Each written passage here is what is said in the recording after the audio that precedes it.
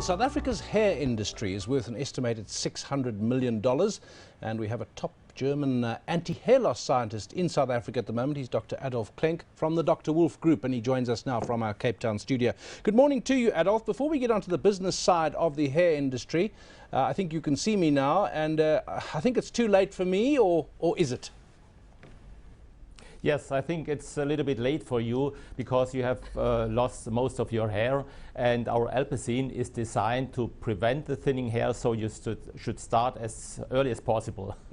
Well, it's a business where there are a lot of charlatans, there are a lot of fakers and snake oil salesmen, to men who don't want to lose their hair, saying if you just rub this stuff on, you'll keep your hair. Now, most of them don't work. Yes, when we started our caffeine research with our Alpecin, then we had at first a certain scientific model, and we are cooperating with a lot of dermatologists, very skillful in terms of hair growth, and so we know exactly what happens with caffeine inside of the scalp. Dr. Adolf, how did you break into this particular market? Yes, it's about a 600 million rand market here, but you are also competing with other hair products that say the exact same thing. So how are you breaking into this particular market? Yes, we have the proof that we know the mechanism, and as you just mentioned before, it's not a miracle. It's really an evidence-based science, and we have published our research in certain worldwide favorite dermatologic journals, and so far it's a big difference to any other products who find against thinning hair. Adolf, are we at the point where the science is able to prevent hair loss in anyone so that you banish baldness in the future? So when you start the treatment with Alpecin or a woman with a Plantur 39, then you can give the hair root more energy, because what the problem of any hair root is it needs a lot of energy, and due to some genetic predisposition, hair roots suffer from an energy support, and caffeine will support and supply the sufficient energy. Adolf, when should a man start using this particular product, and how much is it going to cost me? Cost you? Oh, you should usually start as early. Sorry, he should usually start as early as possible. So when the puberty has finished, then usually the hormone testosterone is available in the organism, and men need the testosterone.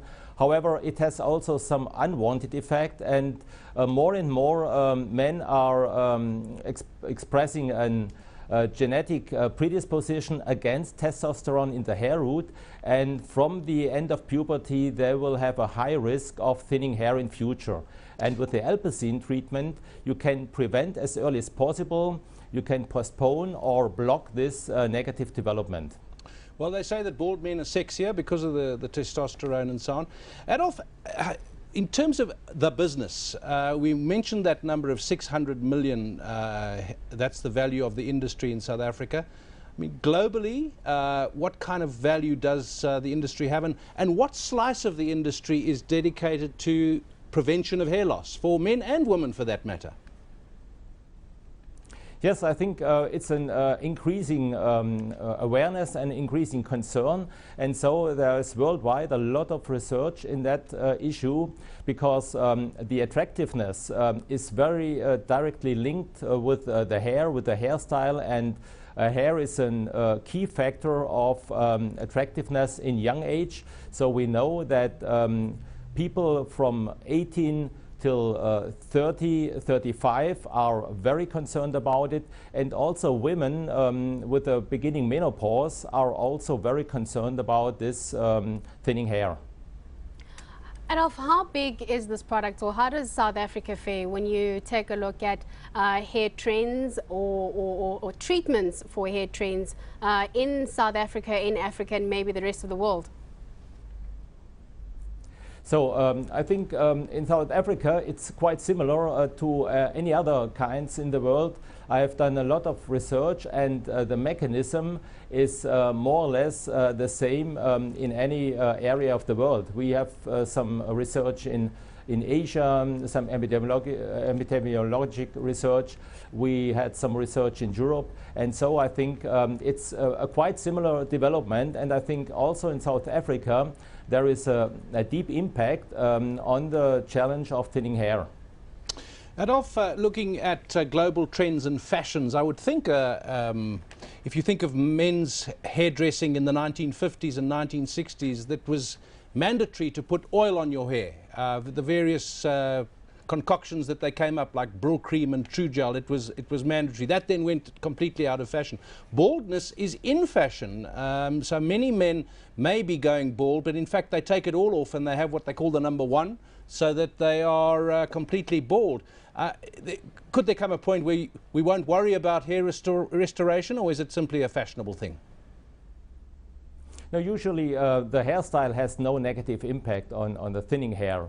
And some people who are very late, they think really about some surgery because this could be a probable solution for the late stages. However, it's much better to prevent, and our Alpecin, it's quite easy because it was for the first time that we had in a shampoo an active treatment, and so nobody has changed his habit. He can wash his hair daily as he usually does, and he has an additional benefit to prevent this thinning hair continuously. Thank you so much to Dr. Adolf Klenk from the Dr. Wolff Group.